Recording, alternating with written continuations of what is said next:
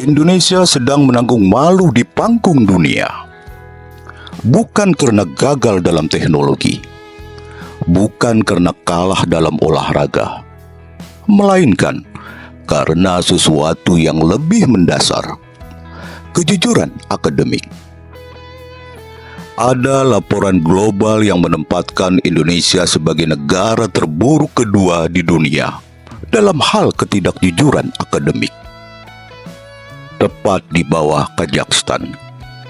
Bukan sekedar statistik.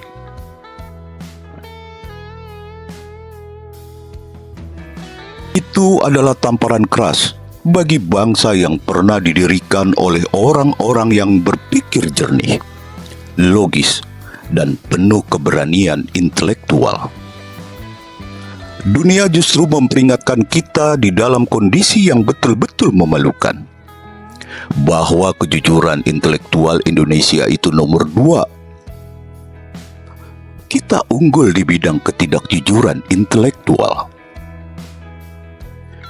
Indikator ketidakjujuran ini mencakup praktik berbohong dalam riset, memalsukan ijazah, menyogok untuk kelulusan skripsi, hingga membayar agar artikel dapat dimuat di jurnal internasional.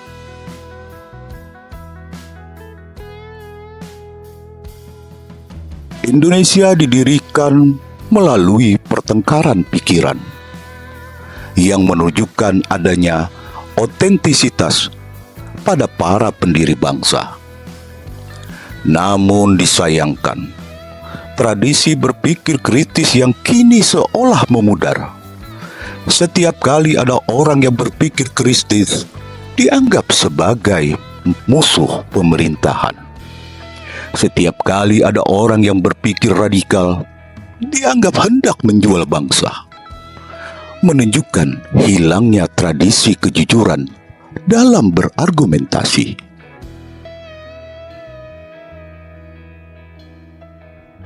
Ironisnya juga, di negara yang mengagungkan gelar, justru kejujuran di ruang akademik nyaris menjadi barang langka. Peta kebusukan ini mencakup banyak hal: ijazah palsu, skripsi hasil beli, disertai tempelan, hingga gelar dokter yang diraih tanpa proses akademi yang sahih.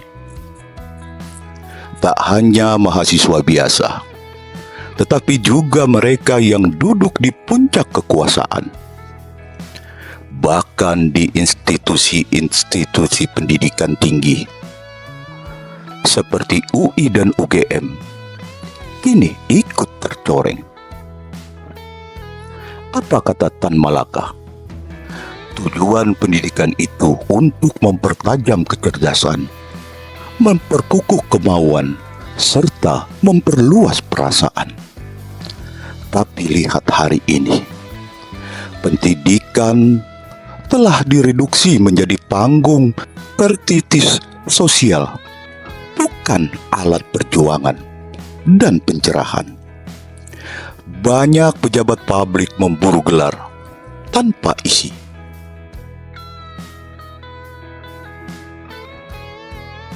Mereka pamer sebagai dokter dan profesor, tetapi tidak bisa merangkai logika.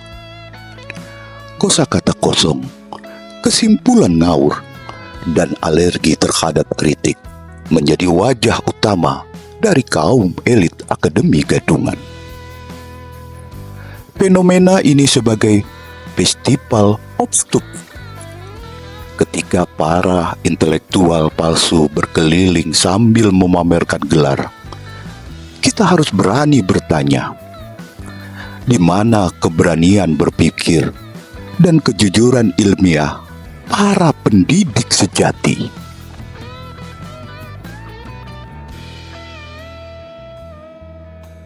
Lebih menyedihkan lagi, pola pikir kritis hari ini justru dianggap musuh negara. Orang yang mempertanyakan keaslian ijazah pemimpin dianggap pembangkang. Orang yang mengkritik kebijakan pemerintah dicap tidak nasionalis. Di negeri ini, berpikir telah menjadi pekerjaan yang berisiko. Revolusi bukan soal mengganti penguasa, tetapi mengganti cara berpikir. Indonesia adalah negara yang didirikan oleh para pemikir. Soekarno, Hatta, Tan Malaka, Syahrir, dan Agus Salim. Mereka tidak perlu gelar profesor untuk membuktikan kapasitas intelektual mereka. Mereka dihargai karena pikiran dan integritas. Hari ini, kita justru hidup di zaman di mana gelar dijadikan pelindung atas kebodohan dan kemalasan intelektual.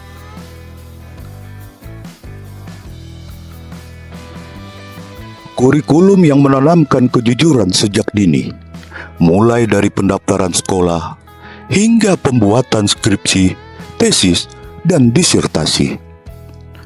Kita tidak bisa berharap bangsa ini maju bila ruang akademik terus dipenuhi kepalsuan. Dunia tidak akan menghormati negara yang membiarkan universitas menjadi pabrik gelar tanpa nalar. Dan rakyat tidak akan tumbuh cerdas bila pendidikan dijalankan oleh orang-orang yang menjadikan kejujuran sebagai barang dagangan. Saat ini bukan lagi soal reputasi universitas atau sosok pejabat. Ini tentang harga diri bangsa. Jika bangsa ingin disegani di mata dunia, maka pondasinya bukan pada megahnya infrastruktur atau ramainya investor. Pondasinya adalah satu hal: kejujuran intelektual. Sudah saatnya kita hentikan festival kebodohan yang memalukan ini. Kembalikan marwah akademi. Bangkitkan tradisi berpikir. Mulailah dari jujur. Dan biarkan gelar hanya menjadi hasil, bukan tujuan. Dan haruslah ke depan, ketika kejujuran lebih penting, adalah yang utama. Ingat pesan Bung Hatta. Bangsa yang besar adalah bangsa yang menghargai kejujuran dan berpikir. Salam waras. Dedi Ahmadi Official.